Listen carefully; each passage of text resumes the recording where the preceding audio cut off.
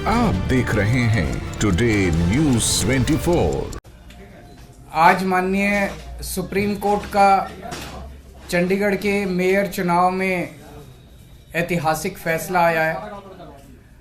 हम सब ने देखा कि किस तरह से चंडीगढ़ के चुनाव में साफ साफ था कि 20 वोट इंडिया गठबंधन के थे, 16 वोट बीजेपी के थे।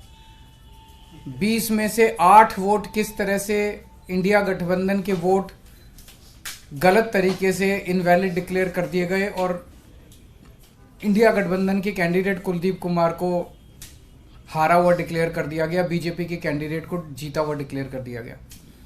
मामला जब सुप्रीम कोर्ट में गया तो सुप्रीम कोर्ट ने बहुत जल्दी सुनवाई करके और आज जो पूरा जो प्रोसेस भी था, किस तरह से माननीय सुप्रीम कोर्ट ने सारे बैलेट पेपर मंगाए अपने पास, बैलेट पेपर खुद देखे और आज रिजल्ट डिक्लेयर कर दिया। ये मुझे लगता है कि भारतीय इतिहास के अंदर शायद पहली बार हुआ है। हम सुप्रीम कोर्ट का बहुत बहुत शुक्रिया अदा करते हैं कि इतने कठिन समय में आज जो देश के अंदर जो हालात हैं, पूरा डिक्टेटरशिप चल रही है, जनतंत्र को कुचला जा रहा है जगह जगह, सारे इंस्टीट्यूशंस जो हैं वो एक तरह से कुचले जा रहे हैं, रौंदे जा रहे हैं। ऐसे में सुप्रीम कोर्ट का ये जो फैसला है ये बहुत मायने रखता है जनतंत्र के लिए और जनतंत्र को बचाने के लिए ये सुप्रीम कोर्ट का फैसला बहुत अहम है। इंडिया गठबंधन, इसलिए हम सुप्रीम कोर्ट का बहुत बहुत शुक्रिया अदा करते हैं। इंडिया गठबंधन की ये बहुत बड़ी जीत है, पहली जीत है, बहुत बड़ी जीत है और बहुत बड़े मायने रखती है। एक तरह से उन लोगों से छीन के लाए हम लोग ये जीत।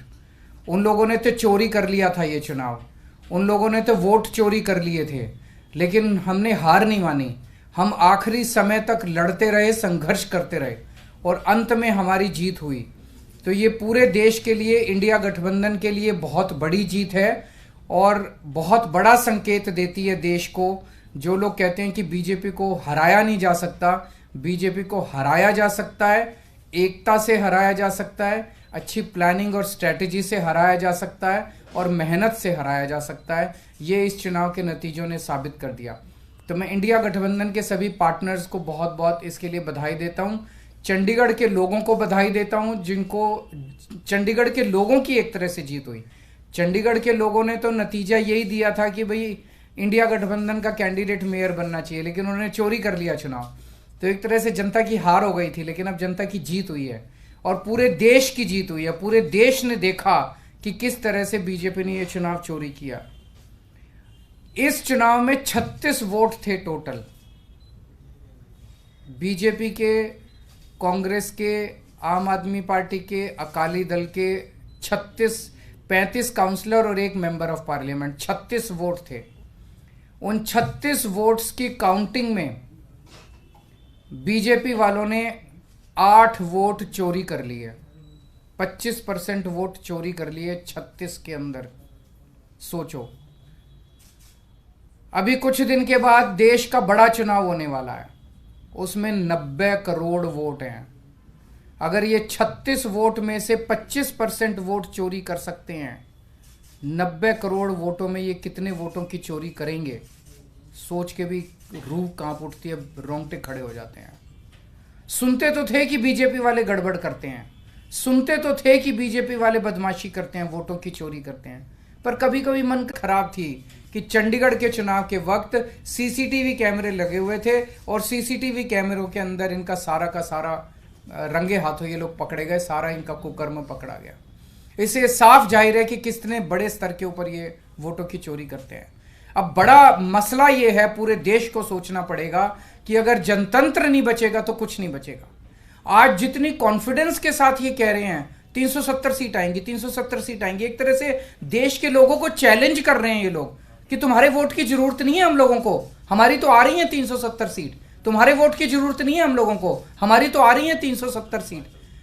अगर उन्हें इतना कॉन्फिडेंस है 370 सीट का, कहां से आ रहा है ये कॉन्फिडेंस? कुछ तो गड़बड़ कर रखी है इन्होंने।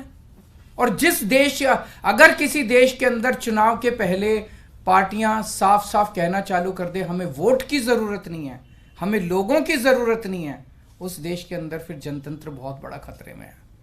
पूरे देश को मिलके 140 करोड़ लोगों को मिलके जनतंत्र को बचाना पड़ेगा।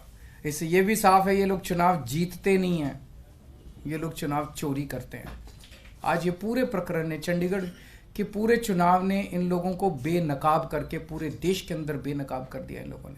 दूध का दूध और पानी का पानी हो गया।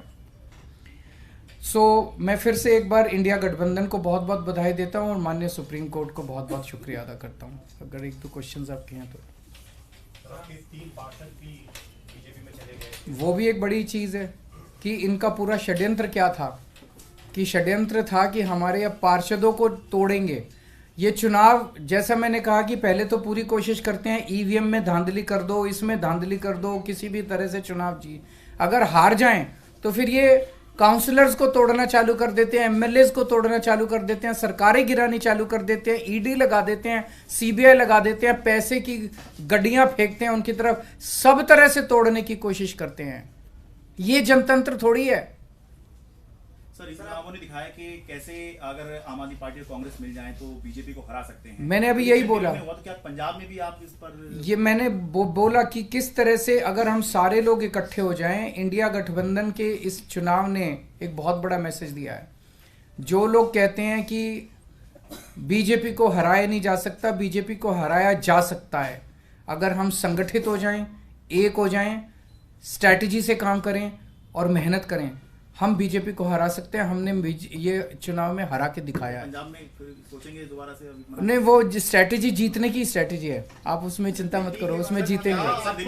दिल्ली का है, अभी कई सारे राउंड्स ऑफ डिस्कशन हो चुके हैं और काफी अंतिम स्टेज पे बाकी चीजें पहुंच चुकी है। बहुत जल्दी अनाउंस होगा उनके साथ गठबंधन। आपने पंजाब का क्लियर कर दिया, अकेले बाकी सारी चीजों पे बात हो रही है, बाकी सारे स्टेट्स में बात हो रही है और कई सारे राउंड्स ऑफ डिस्कशन हो गए हैं। काफी अच्छी बातचीत चल रही है और काफी एडवांस्ड स्टेज पे है। बहुत से आपके साथी हैं जो इंडिया अलायंस की बस में चढ़े तो थे लेकिन धीरे धीरे उतरने की कोशिश कर रहे हैं। सबका अपना अपना वो है। मैं आज आपको लगता है कि उनको देख आज के जो रिजल्ट उनको उम्मीद जगी होगी और वो वापस आ सकते हैं? जो लोग देश को बचाना चाहते हैं उन सब लोगों का इंडिया गठबंधन में स्वागत है।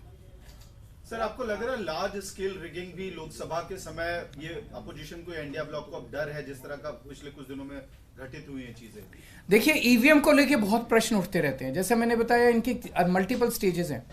पहले तो ये चुनाव में गड़बड़ करते हैं, तरह तरह की गड़बड़े करते हैं, वोटर लिस्ट गड़बड़ कर देते हैं, ईवीएम के अंदर गड़बड़ी की बहुत सारी शिकायतें और बहुत सारे वो आए हैं, लेकिन उसके ऊपर कभी भी इन लोगों ने जनता का विश्वास जीतने के लिए ईवीएम के गड़बड़ी जो आरोप लगे उसको इन्होंने जनता का विश्वास स्ट्रेंथन नहीं किया। तो ईवीएम के उसके बावजूद भी अगर ये कहीं चुनाव हार जाएं तो फिर ईडी है, ईडी छोड़ देते हैं, सीबीआई है, सीबीआई छोड़ देते हैं, उससे भी कोई नहीं माने, पैसे फेंकते हैं उसकी तरफ, उसके बाद ये एमएलए और एमपी तोड़ लेते हैं। इस तरह से जनतंत्र मल्टीपल लेवल पे अब खतरे में है और जनतंत्र सबसे इंपॉर्टेंट है देश के अंदर। जनता की चलनी चाहिए, जनता अपनी सरकार चुने। अगर जनता की नहीं चलेगी और एक किसी व्यक्ति को अगर ये अहंकार हो जाएगा कि हमारी तो 370 सीट आ रही है, जनता की तो जरूरत ही नहीं है, 140 करोड़ लोगों की मुझे क्या जरूरत है, मेरी तो 370 सीट आ रही है, तो उसके बाद जनता कहां जाएगी? जनता अपना घर बैठे, वो कह रहे हैं कि जनता घर बैठे, हमें तुम्हारी जरूरत नहीं है।